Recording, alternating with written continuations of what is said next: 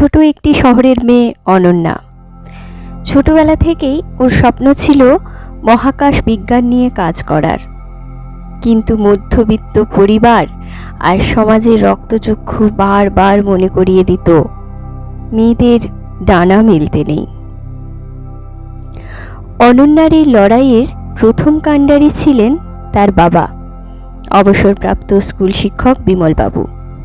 যখন পাড়া প্রতিবেশীরা বলতো মেয়ের পেছনে এত টাকা খরচ না করে বিয়ের জন্য জমান, তখন বিমলবাবু অনন্যার মাথায় হাত রেখে বলতেন, মা তুই তোর লক্ষ্য স্থির রাখ, আমার পেনশন তোর পড়ার খরচ যোগাবে, আর আমার আশীর্বাদ তোর সাহস।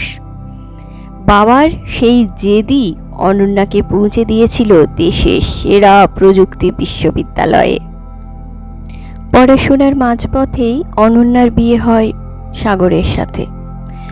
অনন্যা ভেবেছিল স্বপ্ন বুঝি এবার থমকে যাবে, কিন্তু বিয়ের পর প্রথম জন্মদিনে সাগর উপহার হিসেবে কোনো গয়না নয়, বরং গবেষণার জন্য প্রয়োজনীয় দামি কিছু বই আর ল্যাপটপ নিয়ে আসে। সাগর বলেছিল, তোমার পরিচয় শুধু আমার স্ত্রী নয় অনন্যা, তোমার পরিচয় তোমার মেধা। আমাদের সংসার হবে তোমার স্বপ্নের সিঁড়ি।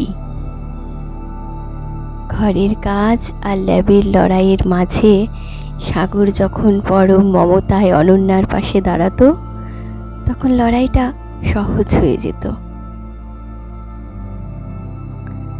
10 বছর পর অনন্যা এক গুরুত্বপূর্ণ মহাকাশ গবেষণার প্রধান বিজ্ঞানী। সেই সাথে ও এক ছোট্ট ছেলের মা, আর্য। অনন্যার প্রজেক্টের শেষ পর্যায়ে যখন রাতে বাড়ি ফিরতে দেরি হতো, আর্য কোনোদিন বায়না করতো না। উল্টে আর্য মায়ের ক্লান্ত চোখের দিকে তাকিয়ে বলতো, মা তুমি তো দেশের জন্য চাঁদে পাড়ি দিচ্ছ, আমি এইটুকু তো বুঝতেই পারি। অনন্যার লড়াইয়ে এই ছোট্ট ছেলেটি ছিল তার সবচেয়ে বড় অনুপ্রেরণা।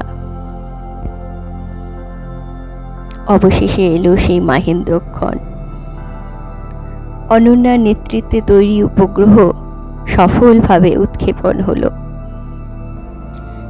টিভির পর্দায় যখন অনন্যার সাফল্যের খবর উজ্জ্বল হয়ে উঠল, তখন ড্রয়িং রুমে বসে 3 প্রজন্মের 3 পুরুষ চোখের জল মুছছিলেন।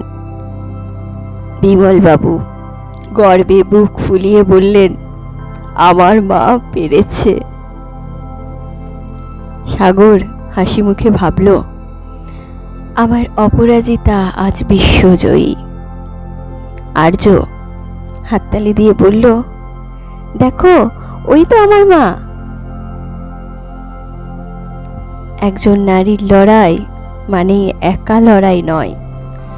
যখন বাবা, স্বামী আর ছেলের মতো প্রিয় মানুষেরা সহযোদ্ধা হয়ে দাঁড়ায়, তখন কোনো দেওয়ালই আর উঁচু মনে হয় না। এই নারী দিবসে অনন্যা কেবল এক সফল নারী নয়, বরং সমতা আর ভালোবাসার এক জীবন্ত উদাহরণ।